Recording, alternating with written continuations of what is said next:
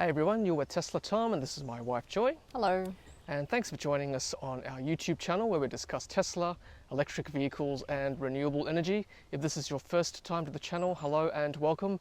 Please take a moment to hit that red subscribe button. That way you stay informed of any new content and it also helps our channel to grow. Today marks the 1 year anniversary of Joy taking delivery of her Model 3 Performance Stealth here in Sydney, Australia. And we're going to talk about that and much more right after this.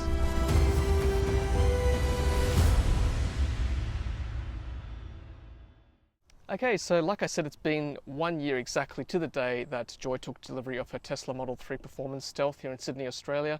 Almost 15,000 kilometres later. Joy, take us back to that very faithful day. Yep, I remember it was raining and we had to catch an Uber down.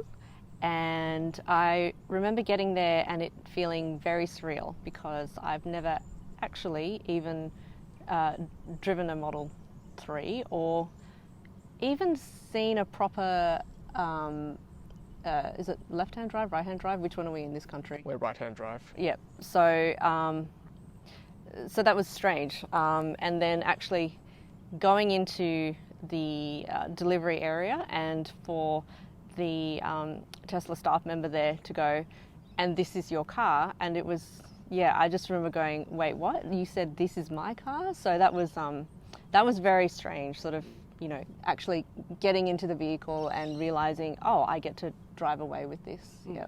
And what seems even more strange now that we're in COVID is that that doesn't actually happen anymore. So you actually had a very unique experience because nowadays it's pretty much a touchless delivery. You know, the dealer or the person, the tech doesn't actually show you around anymore. You actually get in your car and, you know, they sort of do it almost by remote. So they tell you over the phone how to use the car. So yeah, it's very different these days. Yeah. So how do you feel now having driven the car for a year? Any regrets buying an electric vehicle? Definitely not. Definitely not. I mean, I would love to say I wish I could have got it sooner, but I don't think so because I wanted to wait for the Model 3. And so, you know, I think pretty much as soon as the Model 3 became available for ordering, I think I pretty much made the order then. So I've got no regrets about timing or anything. I think this vehicle's the perfect size for what I feel comfortable driving. So I'm very, very happy. That's good. Well, let's go through some of the things about the Tesla Model 3, and in particular your Tesla Model 3. Let's talk about cost to start with. So this car that you see behind us cost us 97,000 Australian dollars. And unfortunately a significant proportion of that was due to the luxury car tax here in Australia. So anything over I think it's $77,000 now, for every dollar you pay over that amount, 33 cents goes back to the government. So some of that was tax. We bought full self-driving after delivery to escape some of that luxury car tax. And in terms of cost-wise, you know, obviously we don't buy petrol anymore. A lot of the electricity that we use is included in our AGL $1 a day plan. And I've worked out actually, even if you don't have our special $1 a day plan, where we charge as much as we want, even if you were to substitute electricity for petrol, for the equivalent amount of range that you drive, it's actually 2 to 3 times less the cost of charging your car. Yeah, I think I worked out before I was probably using $40 to $50 of petrol a week, and that would work out to be about $7 a week in terms of equivalent electricity cost, I think. For us anyway, and probably not that much more for someone who doesn't have that plan, so yeah, that's been good. And I guess the next thing I want to touch on is the charging. It's a nice segue to charging. So, you know, it's super convenient, isn't it? You haven't seen a petrol station in 12 months now. Yep. And in fact, the last time I had to borrow someone's car just in between selling my old car and getting this car, and I had to fill it up again, there was a huntsman on the pipe, and it has actually traumatized me, and I still remember that incident very clearly. And so, yeah, I suppose that could happen with an electric car charger as well, that there could be a huntsman on the on the charging cable. Yeah, I think I even mentioned this in my 6-month video. Yeah, it's obviously scarred you enough. Yep. I mean, you know, it's so easy to charge our car at home. We just plug it in. You know, it takes 5 seconds to do so. And we've got 2 electric cars, and we sort of work it into our schedules how we charge it. Yep. definitely. But it's like charging your phone at night. It's, you know, in fact, and I don't even charge it every day. So the next thing I want to touch on is software updates. So this car actually is better now than it was 12 months ago when we took delivery. I think I counted, we've had almost maybe 25 to 30 software updates since you've taken delivery, and run us through how a software update actually works for the car. Yeah, so I mean, I think the beauty of it is that it's over the air. It's not like you've got to you know, bring it into a dealership anywhere and book in a time, and then, you know, they run their diagnostics or whatever, which is how it would, I assume it would work for most other cars. This one, it's like you get either a notification on your app or, you know, on the car, on the interface, and then you just press it, and then, yep, it just does it. Yeah. So it sounds very similar to like your iPhone or your Android updating overnight kind of thing. Yeah. And from experience, it only takes about half an hour to an hour to update in general. I mean, it depends on how big the update is, obviously, but I would say most of the time it's about that much. So you could actually do it during the day at work or at home, or you can do it overnight, whenever you like. You can actually schedule when you want to update, which is great. Yeah, and I think the first few times I wasn't sure whether you needed to have the car plugged in and charged. You know, sometimes like if I'm updating my MacBook, I have, you know, it's like you got to do this and this and this and this, but you don't actually need to have it, you know, plugged in and charging and all of that. It can actually just do it even if you just parked. Are there any updates that have happened recently that you're happy with, that you're thankful for? I think you look at that stuff more, not me. Like for me, honestly, it's just a car that drives. The updates, they take care of themselves. I'm not that person that like goes in and goes, oh, look at all these new features that job. yeah.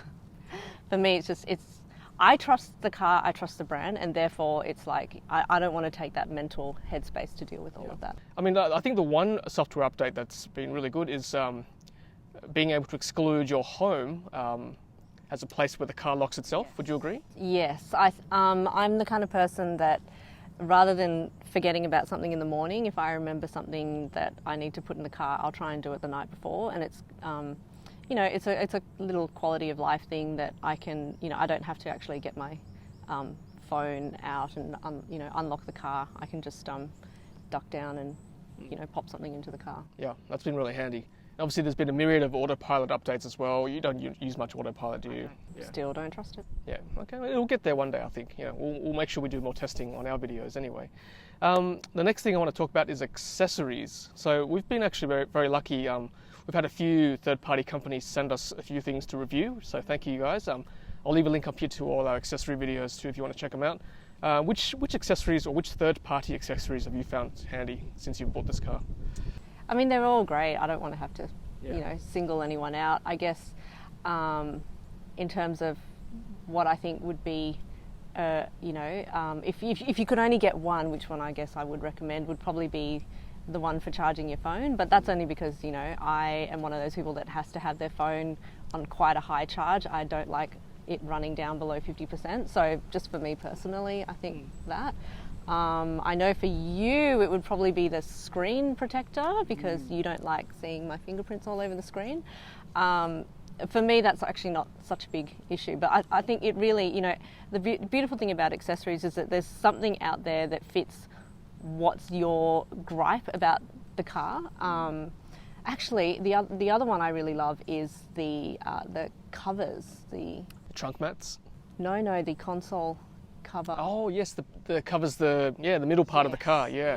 So even though it's funny, I'm not fussy about the screen. I can have as many fingerprints as it wants, but I am actually fussy about that. Yeah. So yeah. Actually, that's a really good point. Yeah, I mean, without those covers, and we've done videos on this, without the laminate rather, it's actually very glossy and it's very easily scratchable as well. Yeah. So I love the matte look and. Yeah, and I mean, if you don't like matte, you can get, you know, shiny or glossy. So it's all these little personalizations, which I think is very cool. And I'll point out too that we've recently just taken off the aero caps for our wheels just to give them a go. So I personally like the aero caps off. I think the rims look okay underneath. You're sort of mixed about this, aren't you? Wasn't there a video where you showed me and I pulled a face? Yeah, you didn't like it, but we're trying it for the next few weeks with them off. You guys tell us what you think anyway. Which one do you prefer? And I guess the last thing I want to touch on in this video, 1 year later, is maintenance. Now, electric vehicles are really reliable cars. They don't really have many issues. In fact, after 12 months, I dare say it hasn't broken down, obviously. We haven't even done a service. We don't actually need a servicing to fulfill the warranty requirements for the car.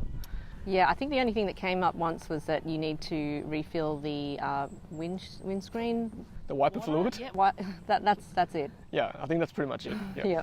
And I think Tesla actually recommends you use water, just straight water, and probably distilled water, preferably. I guess. Yeah, but it came with this blue fluid. I don't know. I think it's not blue anymore. But when we first took the delivery of the car, it was a blue fluid. Anyway, but honestly, in all seriousness, there's no maintenance to be done.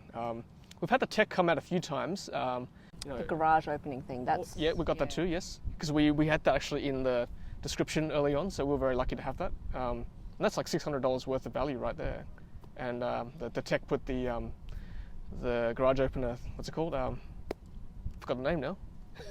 HomeLink. Yes, that's right. HomeLink. Yes. Yeah. So we can open the door from our car, which is pretty cool. I mean, I think there was a panel. Like one of the panels was loose, so I called him out for that as well. He fixed that. So the Tesla service guy is fantastic. Matt, he's our local guy, but you can actually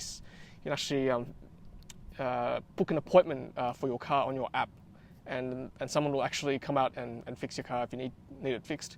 And they actually do remote diagnostics as well. I mean, I can't think of any other car company that's ever done that for our car, ever. So I'm pretty happy with that. And that's pretty much it. I mean, that's a little summary of our Model 3 after 12 months. It's almost boring because it's been so reliable.